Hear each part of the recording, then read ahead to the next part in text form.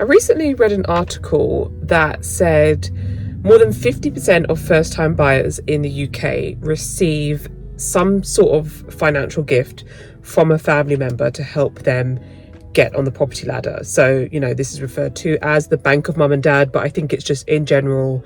It may not be your mum and dad, it may be another family member. But more than 50% of first-time buyers in the UK, this is relevant to. And what shocked me, I'll link the article down below in the description, but what shocked me was the fact that the size of the deposit, the average size of the deposit was over £50,000. I think it was £55,000, which is huge in my opinion. But yeah, that's more than half of first-time buyers. But then there's the other half of us who, like myself, didn't have the bank of mum and dad to help us get on the property ladder. So my husband and I bought back in 2020, right before the pandemic, and buying a house was something that we both really wanted to achieve. It was important to both of us, and when we did manage to do it, we felt just so elated and proud. And yeah, I just want to make this video to give some tips about how do you save for a house deposit, or how do you buy a home without the bank of mum and dad. There's obviously those of us out there who are doing it, but sometimes you just need a bit of encouragement and inspiration of things to do. So yeah, here are the things that I did, or that we did, that really helped us along the way. I'll start with what I think is the most important thing, and that was both opening a lifetime ISA, also known as a LISA. So we both opened this knowing that the government do a 25% top up. So you basically can put up to £4,000 a year into a LISA, and then the government will add an additional £1,000 on top of that. So I had 2 years of being able to do it. So I maxed it out for 2 years for £8,000 over the 2 years, and the government topped it up with an additional £2,000. So yeah, my £8,000 turned into £10,000 thanks to the government bonus, and my husband was able to do it for 1 year. He maxed it out, and yeah, his £4,000 turned into £1,000. So that was a huge help. Now, LISAs are specifically designed either for first-time home buyers. So if you've already purchased a home, you can't use that money to buy a home, or if you do want a LISA because they've got a good benefit, a good bonus that's added to it, you can still have it, but you won't be able to access those funds until you're 60 with the government bonus.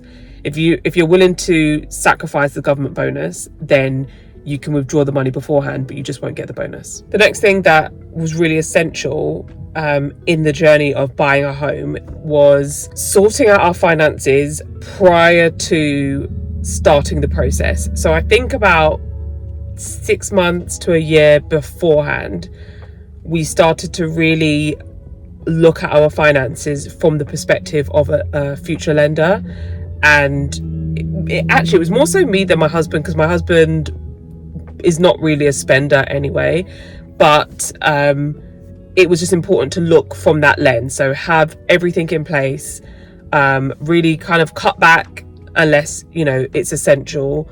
We got married actually the year before we bought our house, so there was obviously big expenses that came from that.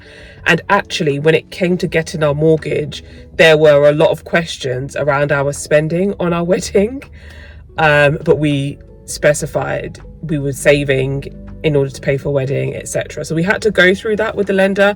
It was fine, but it just goes to show that they do actually look at your finances.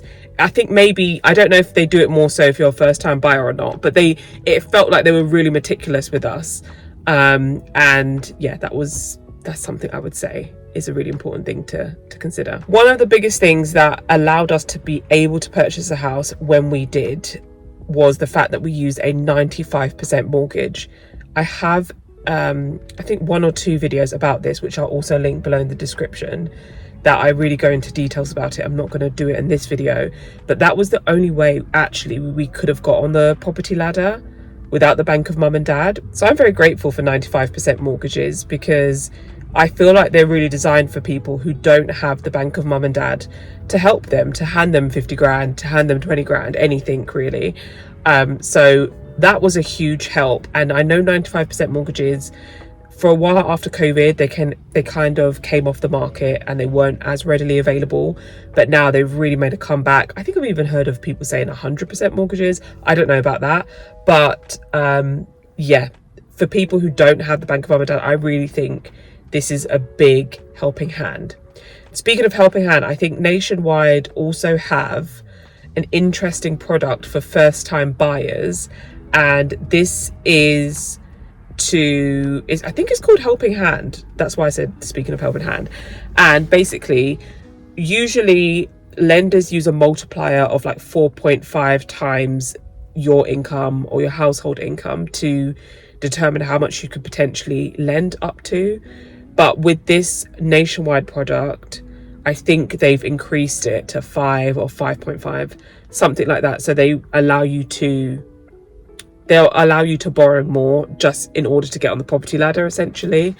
I don't know the ins and outs of this product. I just have seen it advertised because, yeah, our current mortgage is with Nationwide. So I had seen it advertised. But there are products out there to help you as first-time buyers. And I think it's important to really do your research and have a look around of what's available at the time. The next thing I would say is to get yourself a good mortgage broker, because if it wasn't for our mortgage broker at the time, we actually thought we couldn't buy yet. We just went randomly to look for houses, and just to see in the future, we were like, okay, what are we aiming for? And that day we met with a mortgage broker and he was like, no, you guys can buy. We were just not anticipating that at all. But he was a great mortgage broker. I think when you are a first-time buyer, it's a very daunting process. It's the biggest purchase you'll make of your entire life. And having somebody who can hold your hand and guide you through a process that you've never been through before is key, is essential. Mortgage brokers don't need to cost the earth. Mortgage brokers get paid a fee from the lender anyway. So you can find no fee mortgage brokers because they'll get a fee from the lender, or you can find very cheap mortgage brokers who are just going to charge you a reasonable amount, but there's no need to spend an arm and a leg on a good mortgage broker. In terms of the actual saving process, you have to be, I would say, strategic in terms of figuring out how much you need to save for a deposit and working backwards.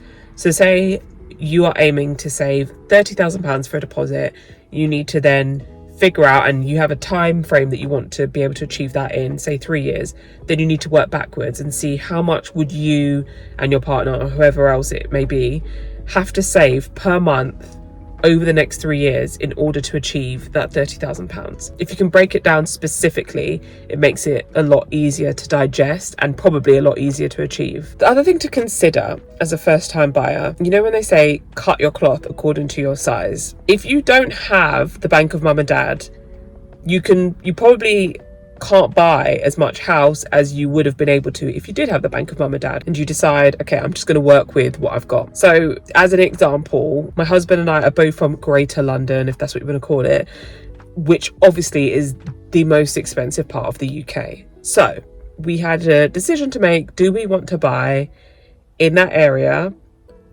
kind of where we were brought up? Do we want to buy in that area? And if we do, what can we afford?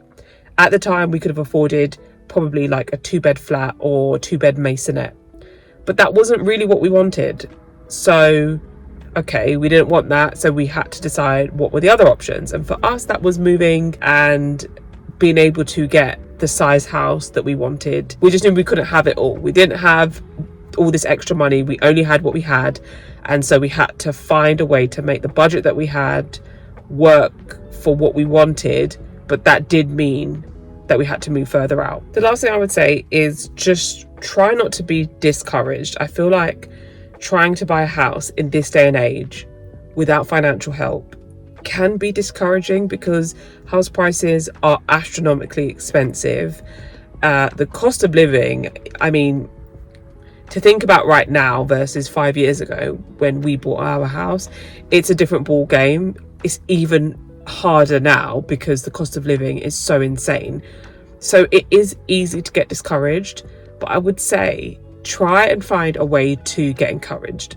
Find some success stories, find Facebook groups. Facebook groups can be really, really helpful in a journey towards something. So if, you know, like you're working towards something and you want to be inspired, sometimes you can find a Facebook group that there's other people who are working towards the same thing and they kind of have encouragement or success stories. That can actually be a really helpful thing to do. But in the process, find a way to stay encouraged. Don't look at what other people are doing. Don't grieve the fact that Bob and Jimmy got 50 grand towards buying their house and it's so much easier for them. It won't change your circumstances. Even like being upset at their situation or feeling like, oh, why not me, is not going to change your situation. So the best thing you can do is try and be positive, keep persevering, and one day I believe you'll get there.